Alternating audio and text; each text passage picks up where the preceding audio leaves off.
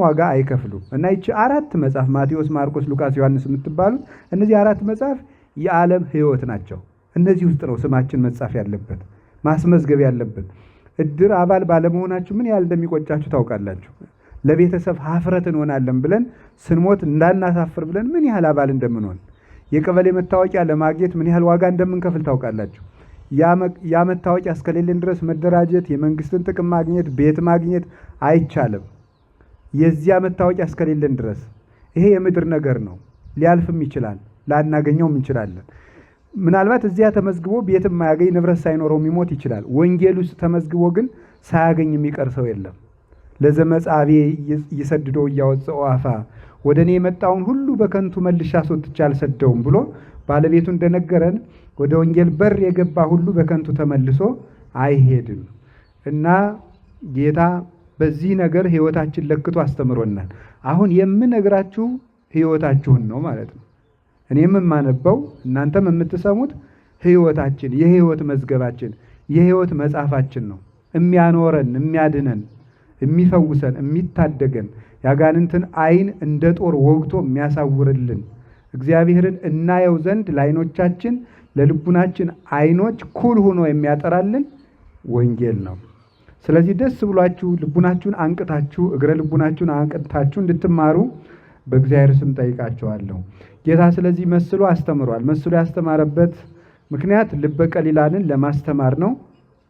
ጠማሞች ደግሞ የሆኑትን እንዳይገባቸው ትምህርቱን ለመሰወር ነው። አጋንንት እንዲሰናከልበት ተብሎ በአግባቡ እንዳይገባው ተደርጎ ይሰወራል ማለት ነው። ሶስተኛ ደግሞ ሰው ወንጌልን ጥሮ ግሮ እንዲማራት በቅጥነተ ሕሊና እንዲያስተውላት በረቀቀ ሕሊና በሰላ አእምሮ በተከተተ ልቡና ሆኖ ሰውነቱን ትሑት አድርጎ አንጽቶ ተግቶ እንዲማራት ብሎ ነው። እንዲሁ በቀላሉ እንደ ወግ እንዲገባን አላደረገውም። ወንጌል ወሬ አይደለምና የአምላክ ቃል ስለሆነ የአምላክን ቃል በወሬ አንቦ ሰው ጓደኛው እንደሚጽፍለት ቴክስት ሊረዳው አይችልም። የአምላክ ንባብ ነው፣ የአምላክ ንግግር ነው። ስለዚህ ጥረን ግረን እንድንማረው ስለፈለገ ትጋት ስለሚፈልግ መንግሥተ ሰማያትን ያህል ሀገር የምንዋጅበት ሕግ ስለሆነ ተግተን እንድንማረው በምሳሌ ያስተምር ነበር። በዚያውም ላይ ትንቢት ተነግሮለት ስለነበረ እከስት በምሳሌ አፎዬ አንደበቴን በምሳሌ እገልጣለሁ ብሎ በኦሪት በሙሴ በዳዊት አናግሮ ስለነበረ ትንቢት ለመፈጸም እግዚአ ነቢያት ክርስቶስ በምሳሌ ያስተምር ነበር። ከምሳሌዎቹም አንዱ በነገራችሁ ላይ ይህ የመጨረሻው የምሳሌ ትምህርት ይባላል። ይሄ ዛሬ የምንማማርበት የመክሊቶቹ ምሳሌ ክርስቶስ ባለ በዘመኑ ካስተማራቸው የምሳሌ ትምህርቶች የመጨረሻው ትምህርት ነው። ሁለት ጊዜ ነው ያስተማረው። አንዱን በኢያሪኮ አስተምሮታል፣ አንዱን በኢየሩሳሌም በራሱ አስተምሮታል። ኢያሪኮና ኢየሩሳሌም ቅርብ ቦታዎች ናቸው።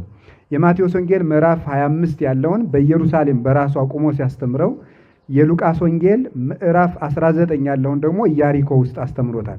ሁለቱም መክሊት የሚሉ ናቸው። ግን ለምሳሌ የሉቃስ ወንጌል 10 መክሊት ለአንዱ ተሰጠው ይላል፣ ወይም አንድ ተሰጠው 10 አተረፈ፣ አንዱ ብቻ 10 አተረፈ ይላል። በ10 ከተማ ተሾመ ይላል። የማቴዎስ ወንጌል ደግሞ 5 ተሰጣቸው ይላል።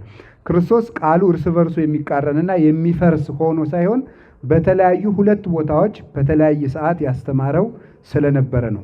ካሮየው ኢያሪኮ ወጥቶ ወደ አዲሱ ኢያሪኮ ሲገባ ያስተማራቸው ትምህርቶች ይለያያሉ። ልክ እንደዚህ እዚያው የሉቃስ ወንጌል ምዕራፍ 19 ላይ ለምሳሌ 2 ዕውራንን ፈወሰ ሲል ማቴዎስ ደግሞ 1 ዕውር ፈወሰ ይላል። ተመሳሳይ ቦታ ነው ከአንድ ቦታ ላይ። ስለዚህ አንድ ኢያሪኮ ላይ 1 ዕውር ፈወሰ፣ 2 ዕውር ፈወሰ። መጻሕፍቱ አይጣሉም። 1 ዕውር ፈወሰ የሚለው አሮጌው ኢያሪኮ ላይ ነው። 2 ዕውር ፈወሰ የሚለው ደግሞ አዲሱ ኢያሪኮ ላይ ነው። የተለያዩ ቦታዎችና ትምህርቶቹም የተለያዩ ቦታዎች ናቸው። ምናልባት ይህንን በደንብ አድርጎ ማስተዋልና መረዳት ይገባል። አሁን በፊት ብዙ የማያምኑ ሰዎች፣ እንደዚህ በሳይንስ የሚመኩ ሰዎች፣ መጽሐፍ ቅዱስንም የሚያቃልሉ ሰዎች መጽሐፍ ቅዱስም ብሎ ጌታችን ኢየሱስ ክርስቶስን እንደ አንድ ጥሩ ደራሲ የሚቆጥሩት ነበሩ። እውነት ለመናገር ምስጋና ይግባውና አሁን ድረስ አሉ እንደዚህ የሚቆጥሩ ስለ ክርስቶስ። በዓለም ላይ በነገራችሁ ላይ የመጀመሪያው የሚወደድ ሰው ክርስቶስ ነው። በዓለም ላይ በጣም ብዙ ጠላት ያለው ሰውም እሱ ነው። የሚያስደንቀው እሱ ነው። አምላክ ነውና አጋንንት በጣም ብዙ ሰው ያስነሱበታል፣ ይጠሉታል። አምላክ ነውና ፍጥረታትና የሚያምኑ ሰዎች ሁሉ ደግሞ ይወዱታል እና ለሱ ብዙ ስም ወጥቶለታል። ብዙ ድንቅ ስራዎችን ደግሞ አምነው የሚከተሉት በጌትነቱ የተጠቀሙም አሉ። ስለዚህ መጽሐፍትን የሚያጣጥሉ ሰዎች ይቃረናሉ። ኢያሪኮ አሁን አንድ ጊዜ ከኢያሪኮ ሲወጣ፣ አንድ ጊዜ ከኢያሪኮ ሲገባ፣ አንድ ጊዜ በአንድ ቦታ ላይ አንድ ጊዜ 2 ዕውር ፈወሰ፣ ሌላኛው ወንጌላዊ ደግሞ 1 ዕውር ፈወሰ። የሚጣሉ ነገሮች ናቸው ብለው ነበረ። ኢያሪኮ 2 ኢያሪኮ ስላለ ነው። 2 ኢያሪኮ እንዳለ አናምንም። ድሮ ኢያሪኮ የሚባልም አልነበረም። ኦሪትም ተረት ነው፣ እንደዚህ የሚባል ነገር አልነበረም። ፈርዖንም ተረት ነው፣ ኢያሪኮ የሚባል ግንብም አልፈረሰም እያሉ ሲያጣጥሉ በአርኪኦሎጂስቶች ተቆፍሮ አሮጌው ኢያሪኮ ወጥቷል። አሁን አሮጌው ኢያሪኮ እየተጎበኘው። ስለዚህ 2 ኢያሪኮዎች ስላሉ ይሄን ያስተማረበት ክፍል ነው ማለት ነው። እንደዚህ ያለ ትምህርት እንደማይሰማችሁ ጭምር በእርግጥ አውቃለሁ። ሌላ ቀን ትሰሙታላችሁ ብዬ ነው እንጂ ምክንያቱም የምትወዱት ቀለል ያለ ነገር ነው።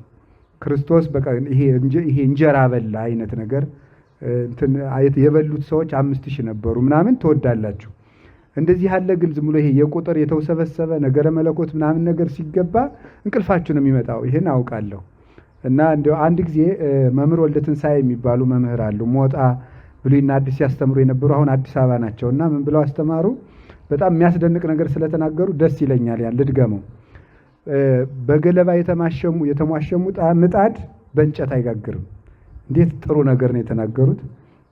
እና ቢሉት ሰው ፈዞም ቢያላቸው እያስተማሩና በገለባ ተሟሽታችሁ እኮ ነው አሉ።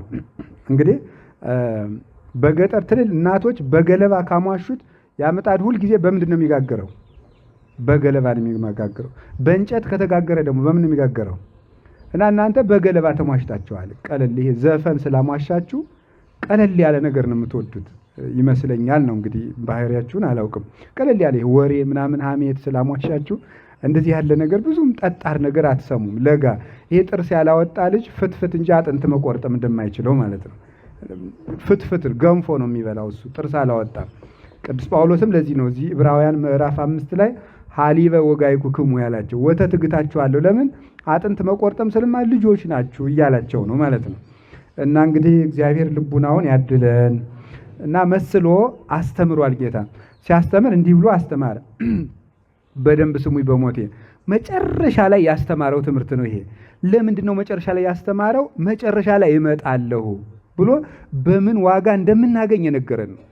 ሊሰቀል ሲል ነው ይሄን ትምህርት ያስተማረው። ጥቂት ሲቀረው 2 ቀን 3 ቀን ሲቀረው ሊሰቀል ሲል ያስተማረው የማቴዎስ 20 21 22 23 ያሉትና ደግሞ ሉቃስ 19 20 እነዚህ መጨረሻ ሊሰቀል አካባቢ ያስተማራቸው ትምህርቶች ናቸው። እመለሳለሁ፣ በዚያው አልቀሩም፣ ተመልሼ መጣና ዋጋችሁን እከፍላችኋለሁ፣ ዋጋችሁን እምሰጣችሁ ደግሞ በዚህ ነው። እና ይሄ ማቴዎስ ወንጌል ምዕራፍ 25 ሁሉም የመንግስተ ሰማያት ናቸው።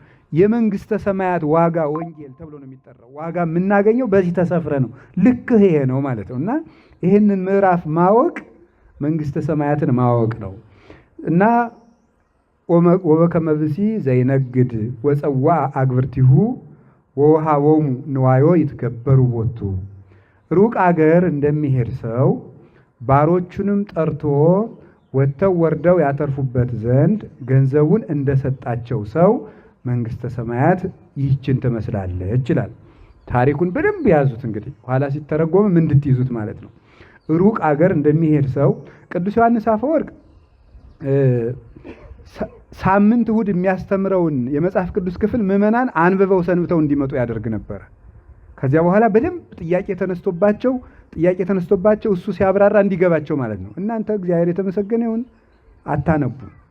አሁን የዛሬውን አንብባችሁ ትመጣችሁ ቢሆን ኑሮ ንባቡ አያስፈልግም። ንባቡን ትቼ ዝም ብዬ እንደዚህ ያለው እንደዚህ ነው፣ እንደዚህ ያለው እንደዚህ ነው ነበር የሚያስፈልገው። እና አታነቡም።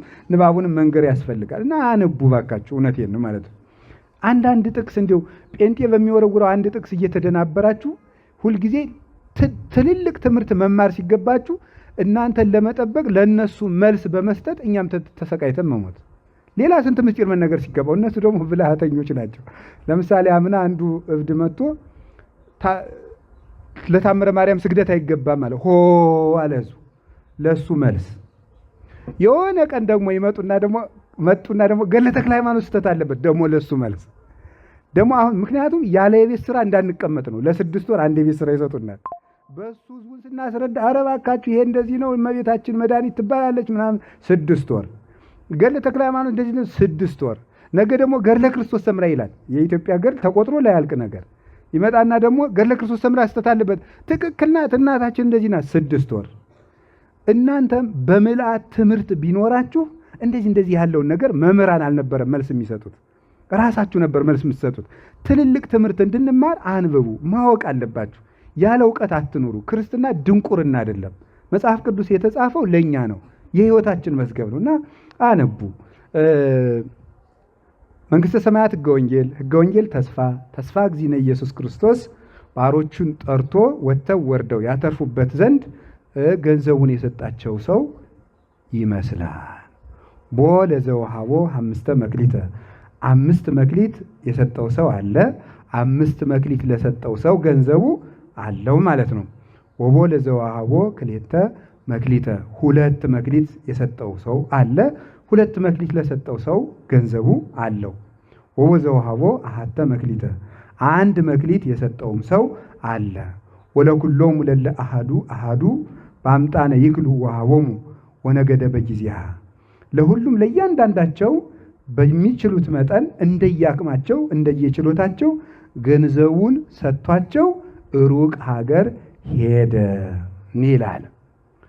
ወሆረ ዝኩ ዘሐመሰ መካሌ ነሳ ወተገበረ ቦቶን ወረብሃ ካልአተ 5 መካሌ 5 መክሊት የወሰደው ሰውዬ የተቀበለው ሰውዬ ወጥቶ ወርዶ 5 መክሊት አተረፈ።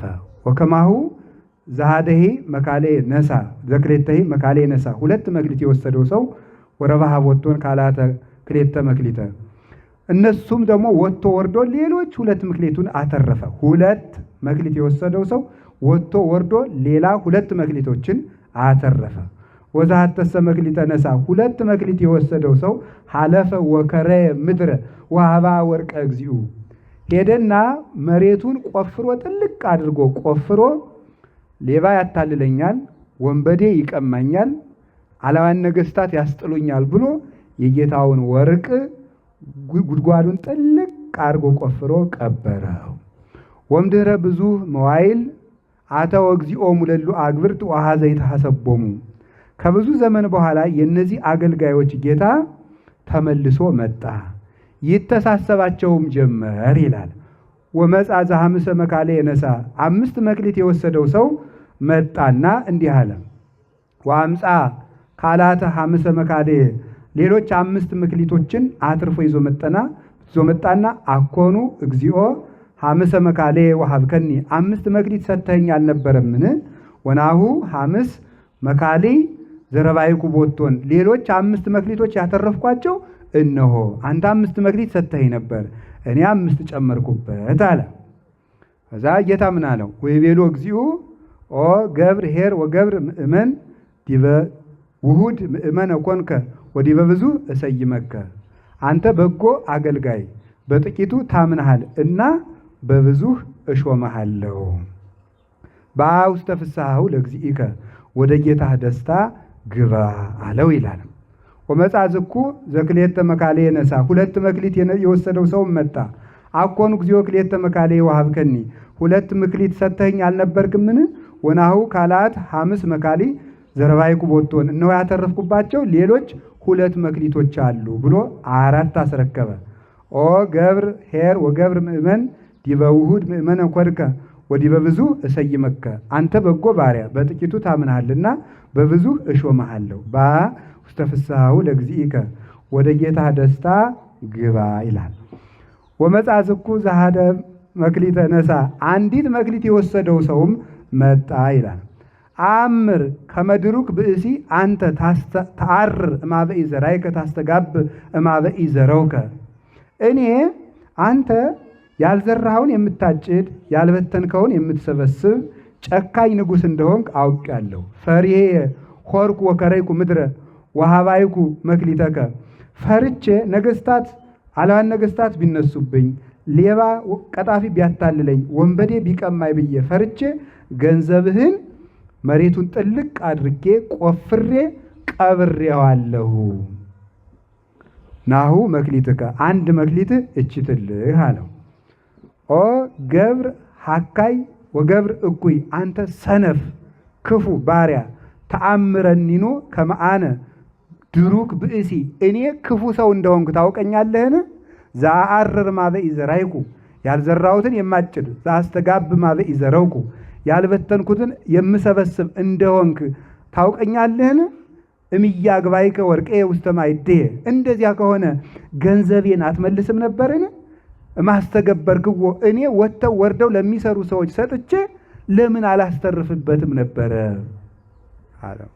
ንሱ ዘንተ መክሊተ ወሃብዎ ለዘቦቱ 10 መክሊተ። ይሄንን የዚህን ክፉ ባሪያ 1 መክሊት ወስዳችሁ 10 መክሊት ላለው ጨምሩለት። እስመ ለዘቦ ይሁብዎ ላለው ይጨመረዋልና ወለዘስ አልቦ መኒቦ ያሃይድዎ የሌለውን ግን ያኑ አንዱን ይወስዱበታል። ዋውፅእ ወለዝንቱ ገብር ሐካይ ውስተ ጸናፌ ጽልመት ሀባሃሎ ብካይ ወሐቀየ ስነን ይሄን ክፉ ባሪያ ወስደው ጽኑ ጨለማ ጥርስ ማፋጨት ወዳለ